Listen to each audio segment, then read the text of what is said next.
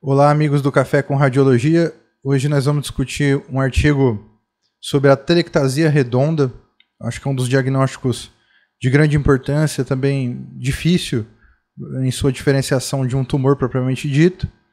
E esse artigo eu vou deixar o link na descrição e o download dele é gratuito. Então é um artigo de 2005, publicado no Respiratory Medicine. É um artigo que vem trazendo algumas informações fisiopatológicas da doença e eu vou mostrar um caso real que eu laudei essa semana. A telectasia redonda é uma lesão bem descrita na literatura médica, porém ainda se encontra com dificuldade diagnóstica na maior parte das vezes.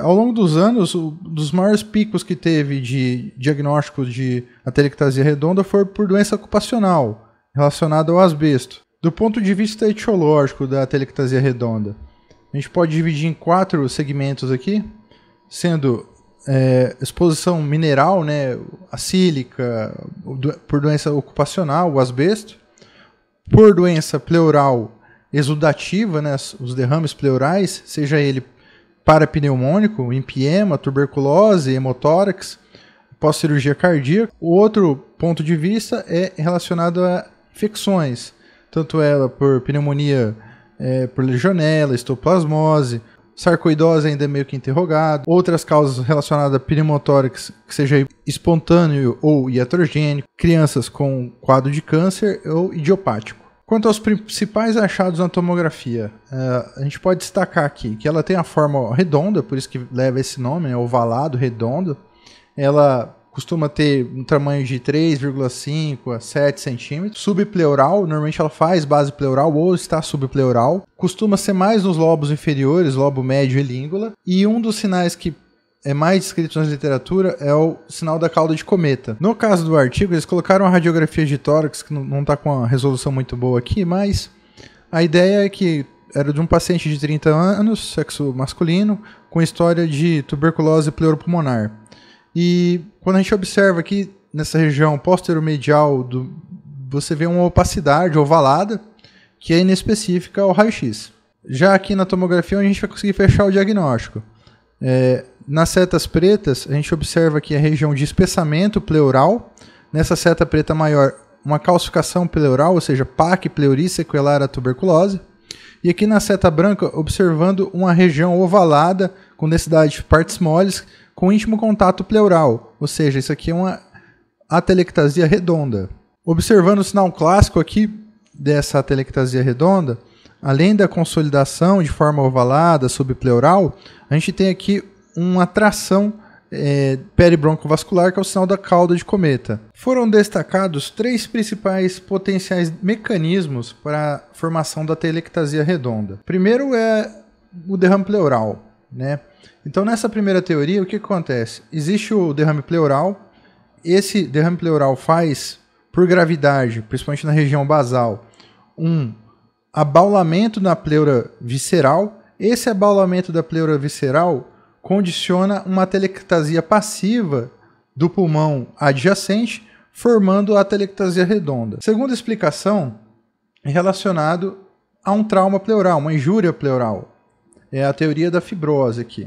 Ocorre uma fibrose da pleura e essa fibrose faz uma tração, uma contração pleural, e essa contração pleural faz com que o parênquima adjacente se atelectasie. E a última teoria é uma mistura das duas, que existe o aumento da pressão pleural por um derrame e também existe uma contração fibrótica. Então, havendo um aumento da pressão por um derrame pleural, por exemplo, o hemotórax, e começa a fazer uma região de fibrose, condiciona a atelectasia segmentar do pulmão e envolve algum bronquíolo. Esse bronquíolo acaba se atelectasiando e ocorrendo a absorção gasosa. Então forma um aspecto ovalado e depois a cauda de cometa. Uma outra ilustração para a gente exemplificar aqui como seria a fisiopatologia, essa imagem está no Radiopedia, eu vou deixar a descrição também no vídeo, é que as pleuras, né, principalmente aqui a pleura visceral, ela, por algum mecanismo, seja ele por aumento da pressão de algum derrame, ou seja, por uma tração por uma PAC pleuris, vai condicionar uma lesão pleural. Essa lesão pleural vai predispor a atelectasia, né, passiva dessa região, e por algum motivo o bronquíolo é envolvido, né, formando a cauda de cometa, e faz com que esse parênquima fique tracionado de forma ovalada aqui, né? Então forma-se esse aspecto de atelectasia redonda. Então o caso prático que eu trouxe aqui, ele foi relacionado a trauma. Então teve aqui um trauma prévio, tem uma fratura de arco costal aqui, tem uma fratura de clavícula à direita aqui. Então esse paciente teve um hemotórax anteriormente e ele fez um controle que foi observado uma região ovalada subpleural aqui à direita com densidade de partes moles. Então, na janela de pulmão, a gente observa essa região ovalada com densidade de partes moles e algumas fibras atelectásicas, laminares aqui adjacentes, simulando aqui a região da cauda de cometa. Então, é um caso que teve um hemotórax cursando com atelectasia redonda. Então, recapitulando, eu gostaria de agradecer a atenção de todos. Hoje eu trouxe esse artigo de atelectasia redonda do pulmão para a gente discutir. Vou deixar o link dele na descrição, ele tem download gratuito. Eu acredito que a fisiopatologia é um pouco complexa, mas eu acho que um dos 3 mecanismos a gente pode salvar como potencial elucidação. E as causas podem ser múltiplas, né? Principalmente doença ocupacional, tuberculose. Espero ter ajudado e até um próximo vídeo.